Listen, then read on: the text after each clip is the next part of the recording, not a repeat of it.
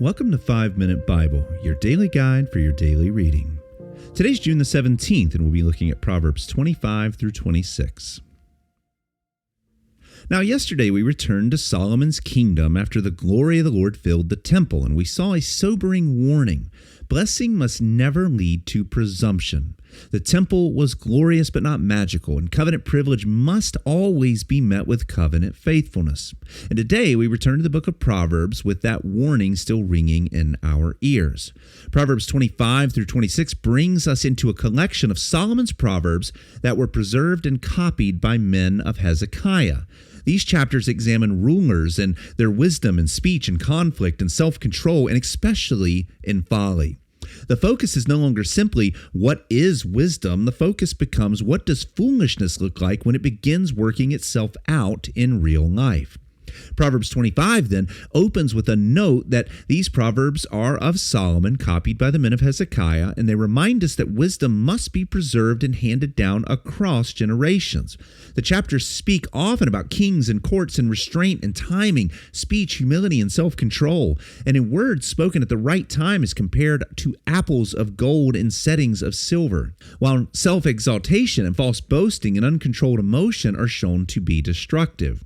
Proverbs 26 then turns its attention especially towards the fool. It gives us one of Scripture's most concentrated portraits of foolishness. The fool is unteachable and self-confident, quarrelsome, lazy, meddling, deceitful, and even destructive. The chapter also warns about the misuse of words, comparing gossip to delicious morsels that go down deep into the body and expose the inner heart to corruption. Together, these chapters show us wisdom not merely in theory, but in practice. They teach us how wisdom behaves in public, how folly speaks, and how conflict spreads, how pride disguises itself, and how dangerous a person becomes when he has no self-control. So as you read today, I want you to ask the following question. How do we recognize folly before it destroys what wisdom has built? These chapters show that foolishness is not merely ignorance. It is a moral condition that affects speech and judgment and relationships, work and leadership in the entirety of a person's life. The central pattern, therefore, in these chapters is the contrast between restraint and disorder. Wisdom knows when to speak and when to remain silent. Wisdom knows when to enter a conflict and when to walk away. Wisdom knows how to receive correction, how to honor authority, how to humble oneself, and how to control one's desires. Folly does the exact opposite. It rushes in. It speaks too often and too soon. It exalts itself. It stirs up quarrels. It refuses correction. It creates disorder wherever it goes.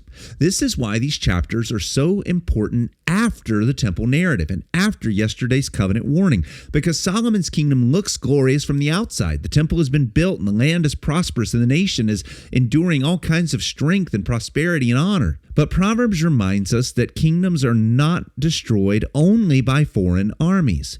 They are also destroyed within by pride and foolishness and speech and laziness and gossip and resentment and the lack of self-control. The fool in Proverbs 26, therefore, is especially dangerous because he often does not know that he is a fool. He's wise in his own eyes. He mistakes stubbornness for conviction, loudness for courage, and self-confidence for wisdom.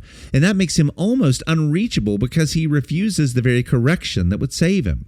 And this presses into our life with all kinds of force because many homes and churches and friendships and businesses and even nations are not ruined by one dramatic explosion. They are eroded from within by repeated folly. One careless word, one unresolved conflict, one proud refusal to listen, one lazy habit or piece of gossip or uncontrolled appetite, and then they're falling down the slippery slope. Wisdom, on the other hand, builds slowly, but folly can set the entire structure on fire. And these chapters ultimately point us to Jesus Christ as the perfectly wise king whose speech and judgment and humility are flawless. Where Proverbs praises a word that is spoken at the right time, Christ always speaks the right word at the right moment. His words heal and expose, correct and comfort and judge and give life. Where Proverbs warns against self-exaltation, Christ humbles himself even to the point of death. He doesn't seize honor for himself, but he receives glory from the Father.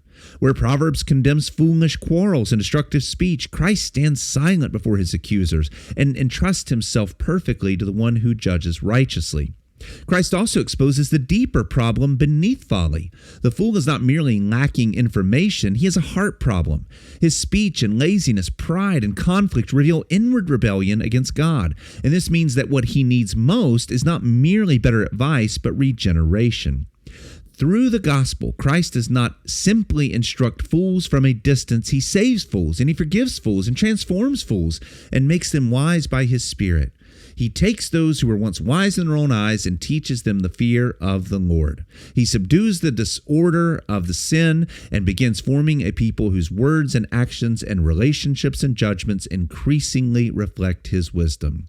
So as you read Proverbs 25 through 26 today, pay attention to how ordinary folly can quietly threaten everything that wisdom has built. And tomorrow, Proverbs will continue pressing wisdom into our friendships and discipline, correction, justice, and leadership, showing us what kind of character is necessary for kingdoms to endure. And with that, read your Bible carefully, devotionally, and joyfully, and may the Lord use his word to sanctify you completely, and we will continue our journey tomorrow. God bless you.